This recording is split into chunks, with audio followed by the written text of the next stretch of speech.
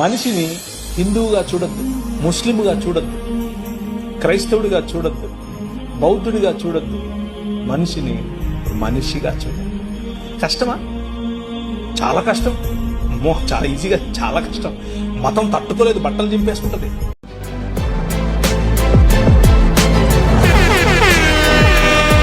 మేము భారతీయ క్రైస్తవులం, భారతదేశ పౌరసత్వం కలిగిన వాళ్ళం. దయచేసి మా దేశంలో మమ్మల్ని బ్రతకనివ్వండి.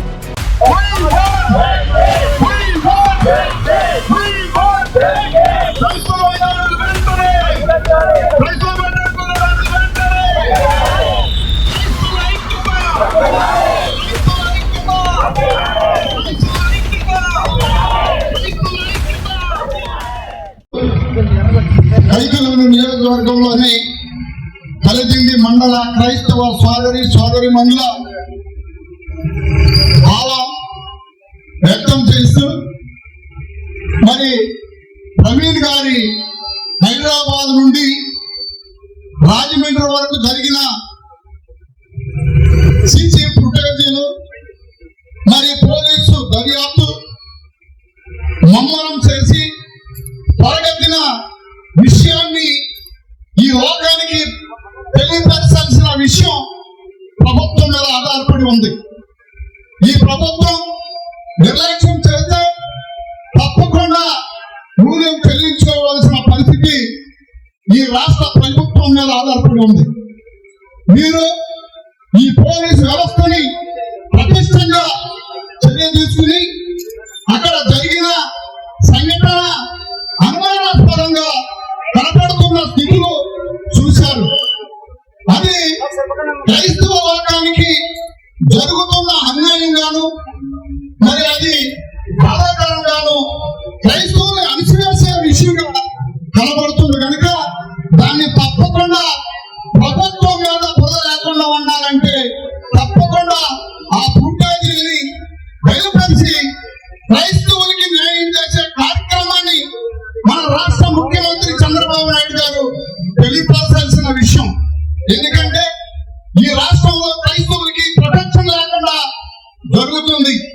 మరి ఈ డబుల్ ఇంజిన్ సర్కార్ విషయంలో పవన్ కళ్యాణ్ గారు, నరేంద్ర మోడీ గారు, చంద్రబాబు నాయుడు గారు మీరు శాంతి భద్రతలు కాపాడాల్సిన బాధ్యత గల నాయకులు, దేశాన్ని కాపాడాల్సిన వారు ఈ విషయంలో సీరియస్ గా తీసుకుని మరి తప్పకుండా క్రైస్తవులకి న్యాయం చేసి మరి ప్రవీణ్ గారి కుటుంబానికి, ప్రవీణ్ గారు నమ్ముకున్న జాతికి న్యాయం చేసి మరి బయలుపరచాల్సిన విషయం మీ మీద ఆధారపడి ఉంది కనుక తప్పకుండా వారి మీద చర్యలు తీసుకోండి. అది ఏదైనా జరుగుంటే మరి తప్పకుండా ఎన్నికలు చేయకోకుండా త్వరగా బయలుపరచాల్సిందిగా పోలీసు వారికి కూడా నేను సూచిస్తున్నాను. డిఐజీ గారు స్టేట్మెంట్ ఇచ్చారు, వారం రోజుల్లో నివేదిక ఇస్తామని. వారం రోజులు పడతా మాకు తెలియని విషయం కాదు.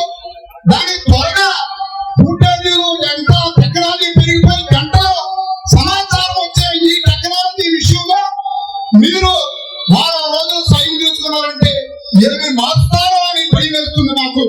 మీ రిపోర్టుని తారుమారు చేయకోకుండా వాస్తవాలను బయట పెట్టాల్సిందిగా పోలీసు యంత్రాంగాన్ని, ప్రభుత్వాన్ని డిమాండ్ చేస్తూ ఈ శాంతి ర్యాలీలో అనేక పార్టీలు పాల్గొని ఈ కార్యక్రమం విజయవంతం చేయడానికి వచ్చిన క్రైస్తవ సోదరులందరికీ ధన్యవాదాలు తెలియజేస్తూ సెలవు తీసుకున్నాను. Thank you.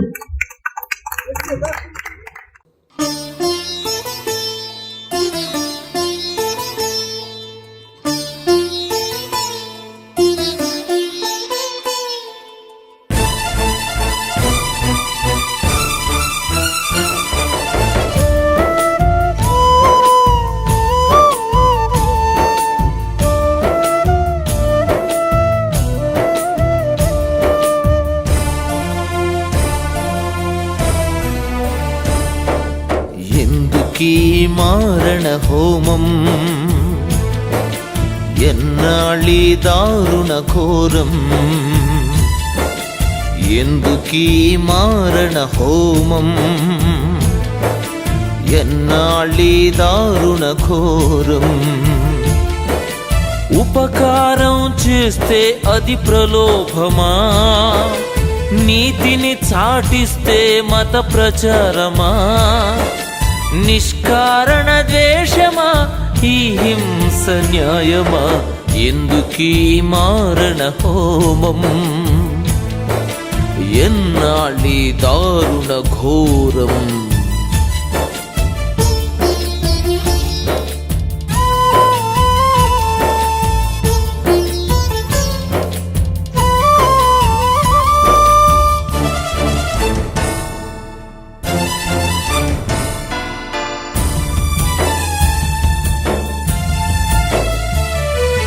మందిరాలు కూలగొట్టబడుతున్నాయి, ఆలయాలు నేలమట్టమవుతున్నాయి.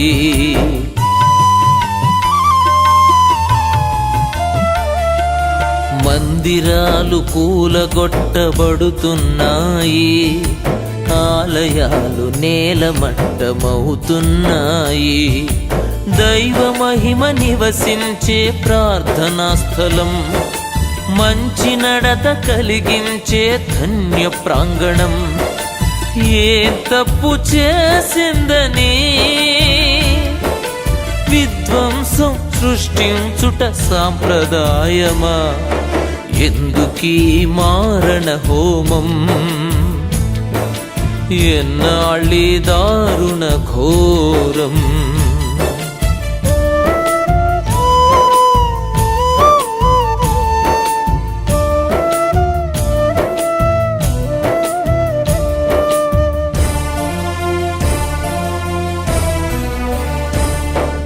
సువార్తికుల కొట్టి నిందలేస్తున్నారు, మిషనరీల తగలబెట్ట చూస్తున్నారు.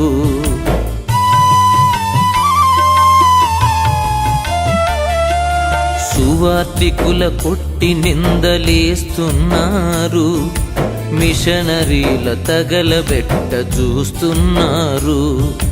ప్రేమ మార్గమును చూపే క్రీస్తు సాక్షులు, సేవకు అంకితమైన త్యాగమూర్తులు, ఏం తప్పు చేశారని ద్రోహులుగా చిత్రించుట మానవత్వమా, ఎందుకీ మారణ హోమం, ఎన్నాళ్ళీ దారుణ ఘోరం.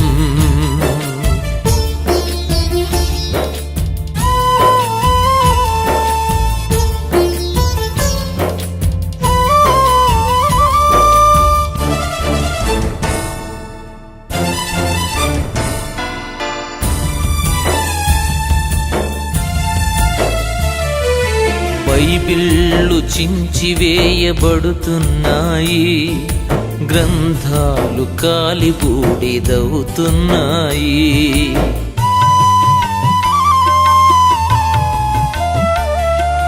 బైబిళ్ళు చించివేయబడుతున్నాయి, గ్రంథాలు కాలిబూడిదవుతున్నాయి. దుర్మార్గత మాన్పించే గొప్ప పుస్తకం, సత్యాన్ని బోధించే దివ్య శాసనం, ఏం తప్పు చేసిందని అక్కసుతో దూషించుట లౌకికత్వమా, ఎందుకీ మారణ హోమం,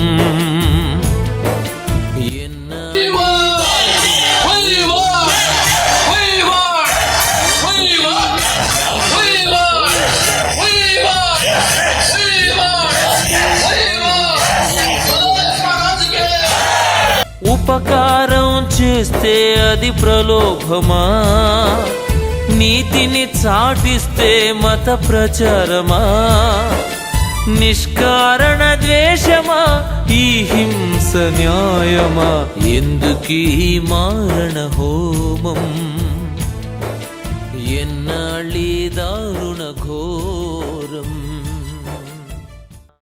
ప్రదేశానికి పెట్రోల్ బంకుకి 100 మీటర్ల దూరమే ఉంది. ఎదురుగా కనబడుతున్నటువంటి ప్రదేశము పెట్రోల్ బంక్ సిబ్బంది చూసేటటువంటి ప్రదేశమే. కానీ రాత్రి 11:42 నిమిషాలకి ఇన్సిడెంట్ జరిగిందని చెప్తున్నారు. ఉదయం 8:30 వరకు కూడా ఈ విషయంలో ఎవరు స్పందించకపోవటానికి అది ఆ సమయంలోనే జరిగిందా, ఆ సమయంకి తర్వాత తీసుకుని వచ్చి అక్కడ బాడీని పడేశారా అనేది మనం అనుమానం వ్యక్తం చేస్తున్నటువంటి పరిస్థితి. ఈ విషయంలో పోలీసులు జాప్యం చేస్తూ దీన్ని యాక్సిడెంట్ గా చిత్రీకరిస్తూ క్రైస్తవుల మనోభావాలను దెబ్బతీస్తూ ఉన్నారు. ఈ విషయంలో ఏ ఒక్కరిని కూడా విడిచిపెట్టేది లేదు. హైకోర్టుకు పోతాం. దీని విషయంలో సమగ్రమైనటువంటి దర్యాప్తు చెయ్యకపోతే క్రైస్తవుల యొక్క తడాఖా ఏంటో చూపించాల్సినటువంటి పరిస్థితి ఉంది. క్రైస్తవుల ఐక్యత. నేను మరొక విషయాన్ని అక్కడ నేను అడుగుతున్నటువంటి అనుమానాలు ఏదైతే కొట్టిపాడు టోల్ గేట్ దగ్గరే మనం సీసీ ఫుటేజ్ చూసినట్లయితే దైవజనుడి యొక్క బైక్ ఎదర ఫ్రంట్ ఆ గ్రిల్ ఏదైతే ఉందో లైటింగ్ గ్రిల్ మొత్తం పగిలిపోయి లైటింగ్ కూడా పగిలిపోయి ఆ వైర్లు బయటకు వచ్చినటువంటి సంఘటన అక్కడే ఆ పరిస్థితి కనబడుతుంది అంటే సుమారుగా ఆ పొట్టిపాడు టోల్ గేట్ దగ్గర నుంచి 3 గంటల లోపు సుమారుగా 180 కిలోమీటర్లు 3 గంటల లోపు 100 కిలోమీటర్ల స్పీడ్ తో రావటం. ఆ టైం మనం క్యాలిక్యులేట్ చేస్తే 100 కిలోమీటర్ల స్పీడ్ లో లైట్ లేకుండా ఆ హైవే పైన ఆ చీకటి ప్రాంతంలో అపోజిషనల్ లైట్లు వస్తూ ఉంటుంటే ఆ కాంతి కళ్ళ కొడుతూ ఉంటుంటే 100 కిలోమీటర్ల స్పీడ్ లో లైట్ లేకోకుండా రావడం సాధ్యమేనా? సాధ్యమవుతుందా? సాధ్యం కాదు. పోలీసులు కేసులు తప్పుదో పట్టిస్తూ ఉన్నారు. ఈ విషయంలో నేను ప్రతి ఒక్క ఎవిడెన్స్ ని పోలీసులు చూపించినటువంటి ఎవిడెన్స్ లోనే నేను తప్పులు చూపిస్తూ ఉంటే కేసులు కడతానని బెదిరిస్తూ ఉన్నారు. పోలీసులు జులుం. ఈ విషయంలో ఏదైతే మనం ఆయన చనిపోయిన రోజు బూటు మార్కుని షర్ట్ మీద చూసామో నెక్స్ట్ డే పంచనామా రిపోర్ట్లో పెద్ద మనిషిగా నేనే ఉన్నా. 5గురిని పెద్ద మనుషులను తీసుకుంటే కుటుంబ సన్నిహితులుగా క్రైస్తవ పెద్దలుగా 5గురు పెద్ద మనుషులను తీసుకుంటే ఒక పెద్దగా నేనుండి ఈ ఫుట్ మార్క్ ఏమైంది అని అడిగితే ఫుట్ మార్క్ మాయం. మీరందరూ సోషల్ మీడియాలో చూశారు కదా, ఫుట్ మార్క్ చూసారా? ఫుట్ మార్క్ మాయం. పంచనామా రిపోర్ట్ లో గాని ఇంక్వెస్ట్ లో గాని ఎక్కడా మేము మెన్షన్ చేయడానికి అవకాశం లేకుండా దాచేశారు. ఎవడంటారు దాచింది? ఎవడంటారు? అంతా పోలీసులకు తెలుసు. ఈ విషయం ప్రతిదీ కూడా పిన్ టు పిన్ పోలీసులకు తెలుసు.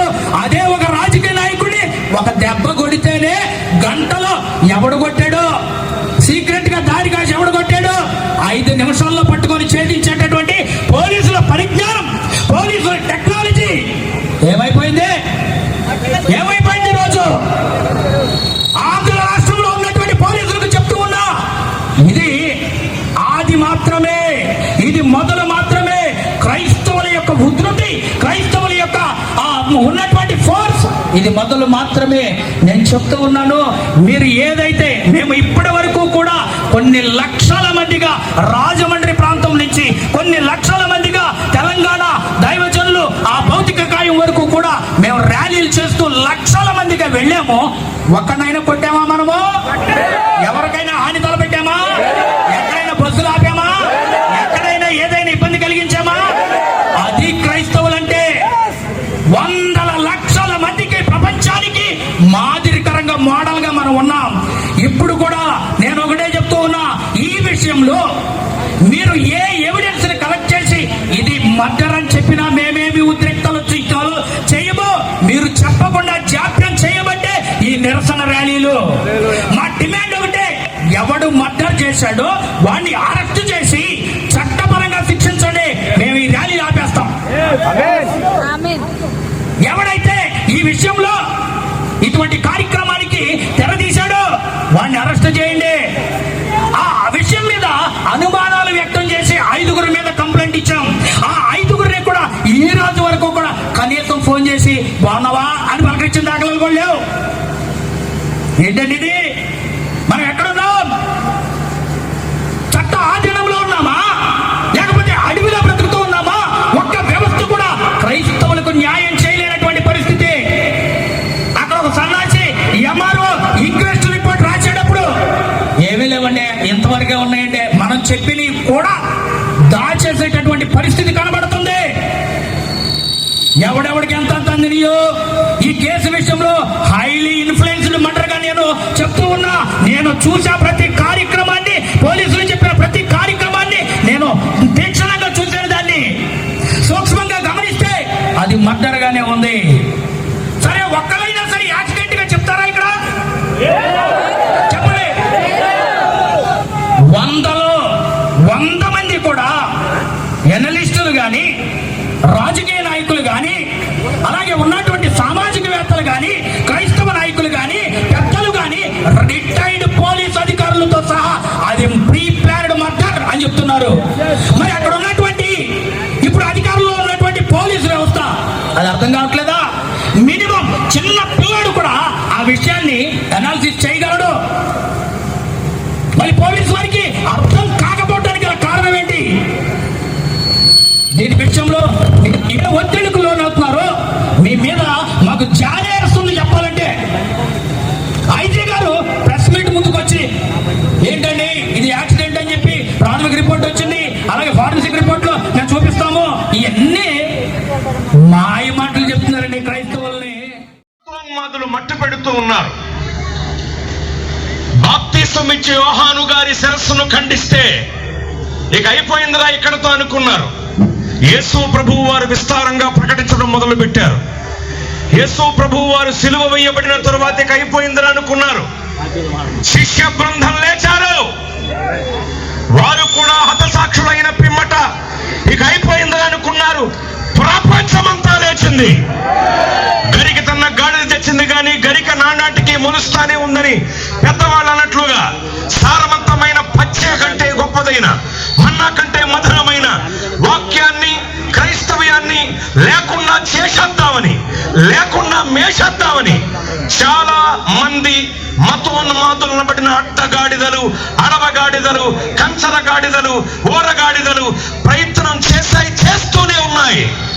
అలా ప్రయత్నించిన ప్రతి వ్యతిరేకి, ప్రతి అట్టగాడిద, ఊరగాడిద కాలగర్భంలో కలిసిపోతుంటే సువార్త గాడిదలే నిలిచిపోయాయి. సువార్త గాడిదలే ముందు కొనసాగుతున్నాయి. ప్రభువుని మోస్తున్న భారావాహక వాహనాలం మేము. ఒక్క ప్రవీణ్ గారిని మట్టు పెడితే అలాంటి దైవ భక్తులను 1000 మందిని దేవుడు లేవనెత్తుతాడు. ఆయన ఒంటరిగా ప్రభు దగ్గరికి వెళ్ళారు. వారిలో ఒంటరి అయిన వాడు 1000 మంది ఎగురు లేఖనం చెబుతోంది. ఒక్కరిని మట్టుబడితే 1000 మందిని దేవుడు లేపబోతున్నారు. తస్మాత్ జాగ్రత్త జాగ్రత్త. మేమెవరిని కూడా కక్ష తీర్చుకునే విధానంలో చూడం. కనుకనే సామరస్యంగా ఈ ర్యాలీ ముందు కొనసాగుతోంది. మా యొక్క ఐక్యతను మీకు తెలియచేయటానికి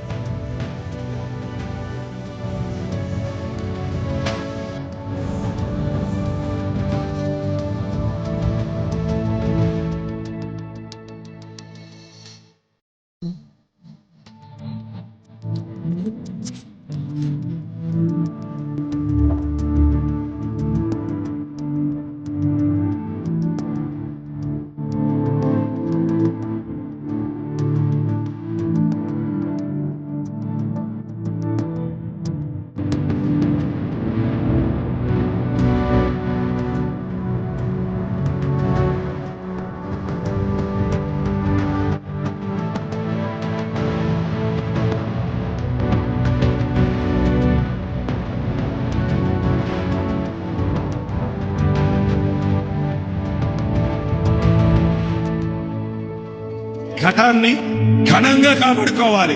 మీ శరీరం దేవుని ఆలయమని మీరు విలువ పెట్టి కొనబడిన